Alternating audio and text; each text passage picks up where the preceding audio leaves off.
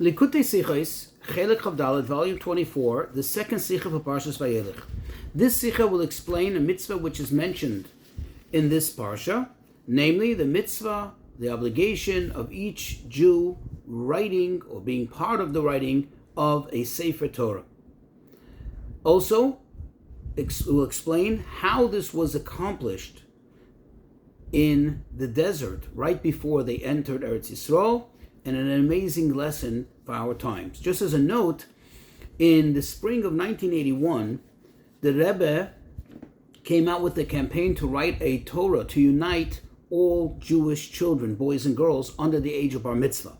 Later, there was another campaign to write a Sefer Torah Hakloli, which is for all Jews, meaning adults, anyone over the age of Bar Mitzvah, to unite them too. So, in the years 1981, later 1982, the Rebbe spoke very much regarding this issue, this matter, namely of writing the Sefer Torah, the halachas that go into it, the idea behind it, and so on. For example, this Sicha that we're going to learn now is a compilation of the Sicha that was delivered on Yutes Kislev, and then later the following Fabrengens in Tofshin Mem Beis, which is the end of 1981, beginning later of 1982.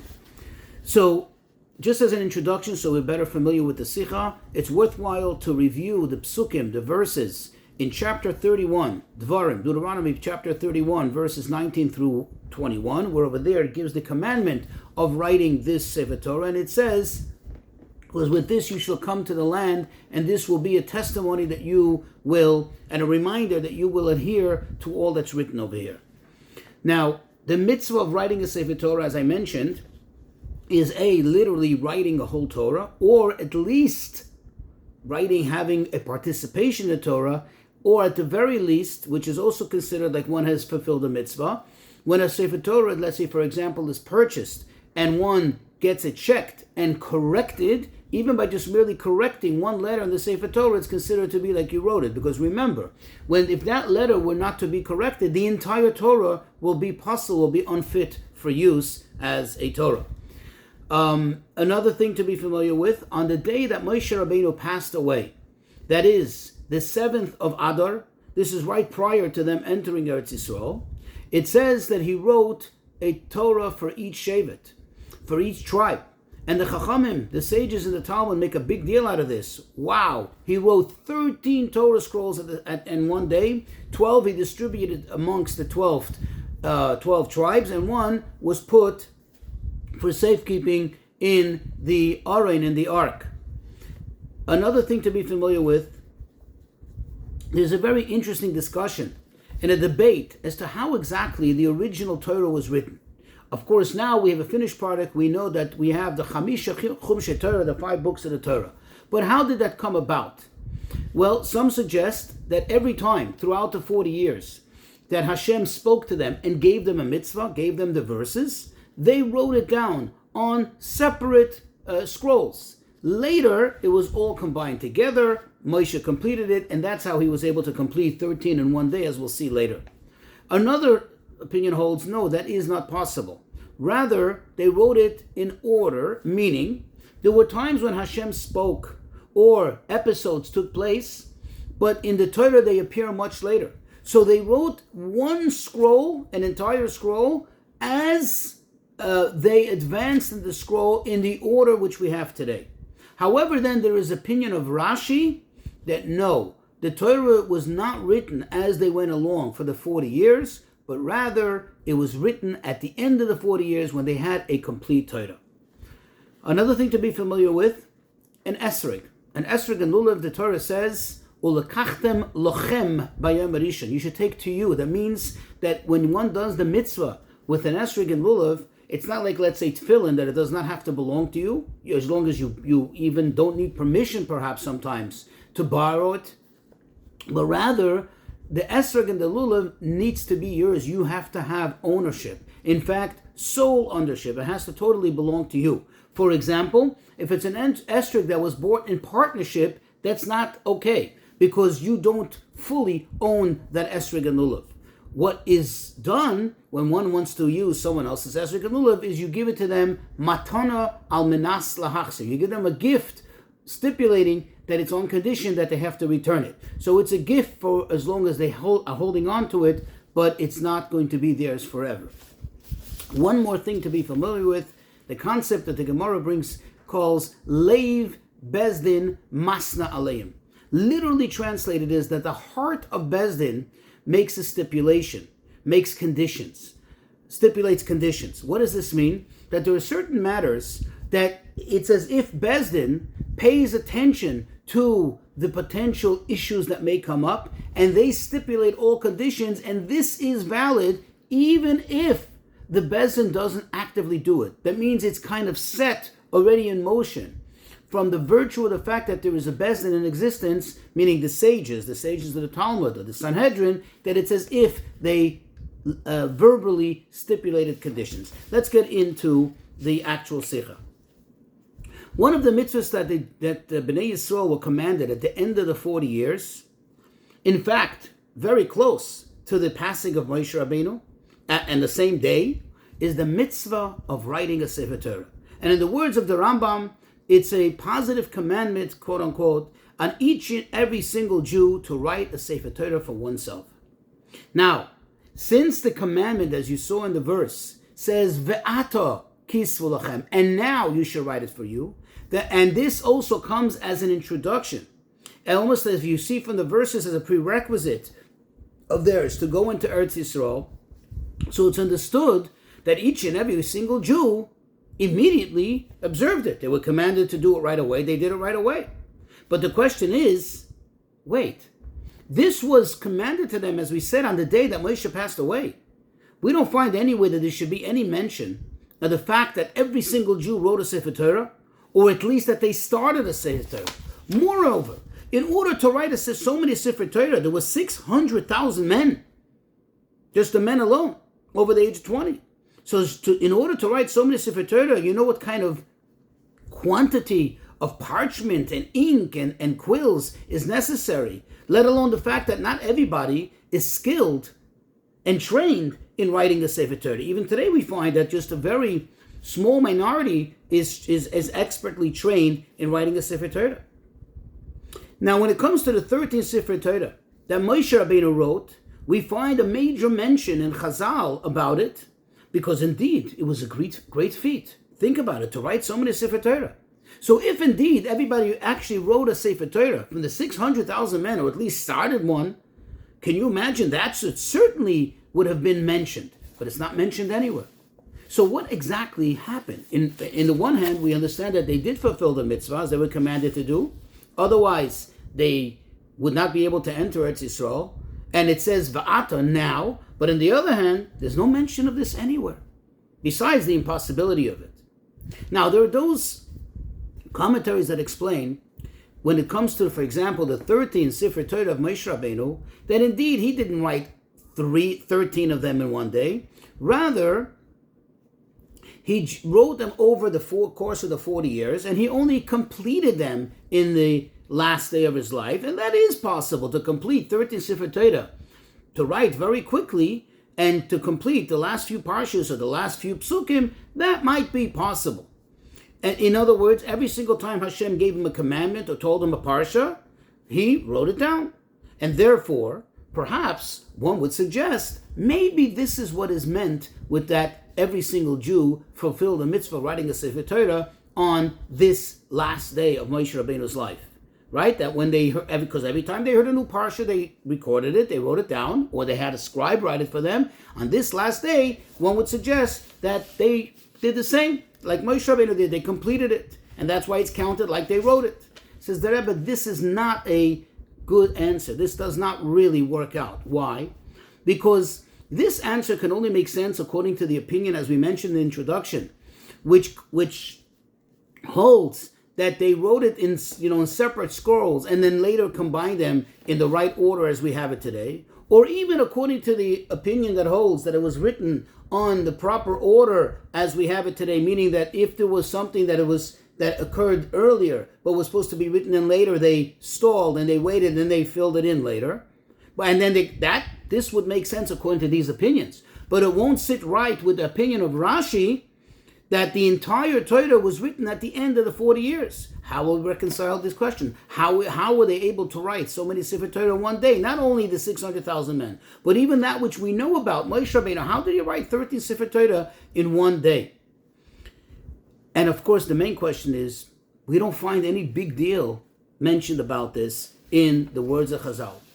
So to summarize the question, it's certain that they fulfilled the mitzvah as they were commanded to, but the question that obviously is to be asked is what exactly did they do in order to implement this mitzvah?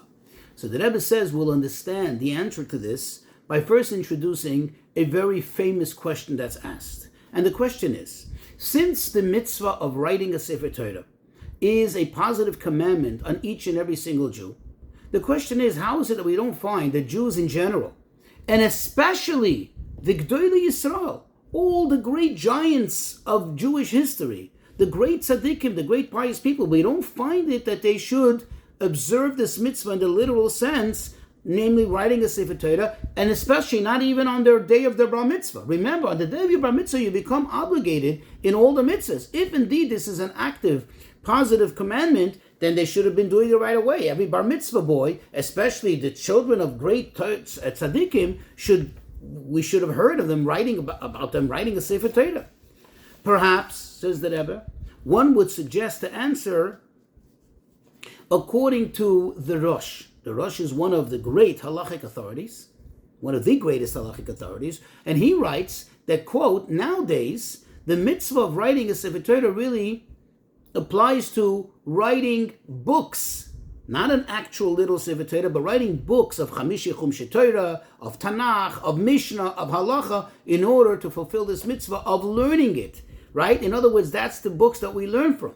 And in fact, the Shach takes it a step further, and he says that nowadays the mitzvah of writing a Sefer Torah is bedavka, is specifically in writing, or in our days purchasing, books from which one studies. So perhaps this could be the answer, that maybe this is why you don't find that bar mitzvah boys or Gdolei Yisrael should have been known about writing Sefer Torahs. Says the Rebbe, this is not a sufficient answer. Why? Because the fact is that we also don't find throughout history that a bar mitzvah boy should go out immediately and purchase, or quote unquote write, all these svarim, Mishnah, Gemara, and Halacha, till even down to a basic Shulchan Aruch. We don't find that to be the case. Also, according to many poskim, according to many halachic authorities, when the Rosh says, quote, nowadays the mitzvah is to write books, he's not coming to cancel out the mitzvah of writing a Sefer Torah. He's just saying that in addition to writing an actual Sefer Torah, for practical intents and purposes, nowadays we also need to buy svarim. In other words, you don't fully fulfill the mitzvah intended by the verse, by the Torah, if one just writes a Sefer Torah. Now, it's obviously, and besides, says the Rebbe, everybody can agree on the following point, that regardless of how you read the Rosh, the fact is that everybody would agree that it's certainly best to write a Sefer Torah. So the question goes right back. Why don't we find that Gdolei Yisrael should write a Sefer Torah? And certainly not in their bar mitzvah. And even though there were some who did write, but there were very few, and many of them were much later, as they progressed later, advanced in years. Therefore, we must arrive at a conclusion, says the Rebbe, that certainly they fulfilled this mitzvah, because it would be very difficult to say that throughout the generations such great Torah giants didn't fulfill a mitzvah, one of the Taryag mitzvahs. But we must say that they fulfilled the mitzvah, but in a manner that lechatchila is the way to fulfill the mitzvah, but without actually writing a full Sefer Torah, complete Sefer Torah. And those who did write a Sefer Torah was to add in the beautification, in the hidur of the mitzvah. How do we explain it, says the Rebbe? Very simple. The custom is, in all Jewish communities, that the community owns at least one Sefer Torah. The community owns several Sefer Torahs. And this belongs to everyone. Therefore, each and every person in the community has a partial ownership, has an ownership in the Sefer Torah. Now, this, says the Rebbe, one can argue, would only work according to the opinion that says that one can fulfill the obligation of writing a Sefer Torah by means of partnership. However, according to the opinion says that no, it has to be yours, the individual has to own a Torah. You have to have exclusive ownership. How do we explain it? So the Rebbe says we can explain it in accordance with the din of an esrog. As we know, the Torah says by an esrog and lulav that it has to be lochem, it has to be yours. And therefore, you're not allowed to you cannot fulfill the mitzvah with an esrog that's owned in a partnership. However, the halacha says, it's brought down that if it's a situation, a circumstance in which there is a shortage in esrogim, or for whatever reason it's difficult to obtain an esrog for each individual, then you do buy it in partnership and rely on the fact that when you make the bracha on the esrog, the entire community, everybody who's in a partnership, is makna to you. It means they allow you to take full ownership. They're giving it away to you for that moment. As we said, that works because while you're making the bracha on the esrog, this esrog is fully yours. And perhaps we can apply it here. That since there's a Sefer Torah that belongs to the community, so leiv bezdin masnalim. So to speak, bezdin, the heart of Bezdin means they pay attention to, and it's as if Bezdin stipulated specifically that the Sefer Torah should be his. That means that when the person goes up to make a bracha Sefer Torah, or for the purposes of him having fulfilled the mitzvah, that Sefer Torah is fully his, and it's as if he commissioned the writing of the Sefer Torah. So while the Sefer Torah is being written, it's being written not collectively for everyone, but for each and every individual. And as we said, Bezdin doesn't have to explicitly express this. Rather, the caveat is as if it's dear. It's as if the heart of Bezdin already has done so. Moreover, says the Rebbe, this not only applies to people who are alive while the Sefer Torah is being written or bought, or fixed, corrected, as we said in the introduction, but this even applies to those who were born after the fact. But since they belong to the community, that is part of the stipulation, that is part of the caveat, that everybody and anybody who belongs to the community and therefore has a collective ownership of the Sefer Torah, it's as if it belongs to them individually. But how could it be? How are they going to get to quote-unquote write it? Well, periodically, every Torah needs to be checked over and needs to be upgraded, needs to be fixed, needs to be corrected. When it gets corrected, that has the same power. It is considered as if it was just written, as we explained in the introduction. Well, that is the stipulation, the condition of Bezdin, that when it gets checked and corrected, the Torah, it will be done for those who have not yet had the opportunity to, quote, write that Torah, and now they become considered as if they had done so. And according to this, even communities that didn't actually write a Torah, rather they just bought a Torah and got it corrected, the same will apply. And the individual who goes up for an aliyah, to get an aliyah in the shul, in the communal Torah, it's not like he's making a bracha on the communal Torah. In that moment, he's making a bracha because of this stipulation on his very own Torah that belongs to him exclusively. And now we can understand, now that we explained how all the Yidden throughout the generations fulfilled this mitzvah, up to the G'dolei Yisrael, which certainly they did the mitzvah in the greatest manner possible, in a manner of lechatchila. So it's obvious that this is not just a kind of a wiggly way out, but rather this is the correct way to perform the mitzvah. Now we can appreciate, going back to the original question, how did they accomplish this feat of writing each and every Jew writing a Sefer Torah on that very day of the passing of Moshe? The answer is that since it was impossible for them to all write a Sefer Torah, so when Moshe wrote a Torah for each tribe, for each congregation, for each tzibur, for each kohol, that is considered that each and every single individual, like we just explained, has a part of it. So it comes out from this that Moshe Rabbeinu wrote a Torah for each and every individual, not for collective groups, but for each and every individual. And now we can also appreciate another thing. You see, why, the question could be asked, why did Hashem have to give them this mitzvah on the very last moment? And therefore there was no other choice other than them fulfilling it in this manner. Why couldn't Hashem have told them 39 years in advance? And they could have started doing it then, and then by then everyone could have accomplished this mitzvah in the literal sense, writing an entire Sefer Torah. The answer is because the Torah applies to all times. And Hashem, if he would have given the mitzvah that way, then perhaps one would have thought, oh, that's the ideal way to do the mitzvah. The way we explained it, that you can do it by means of collective ownership, and it's considered like each individual owns it, that's only kind of like plan B. That's not really the ideal. Therefore, Hashem made it so that when he gave the mitzvah lechatchila, he gave it in such a manner that there was no other way to do the mitzvah. They had to rely on the collective writing of Moshe Rabbeinu for each individual to be considered as if he observed the mitzvah, in order to tell us that this is not just a plan B solution, but this is the right way in all future generations. When you're part of a Sefer Torah, even by virtue of just being part of the community that owns a Sefer Torah, you are in full and absolute fulfillment of this mitzvah of writing a Sefer Torah.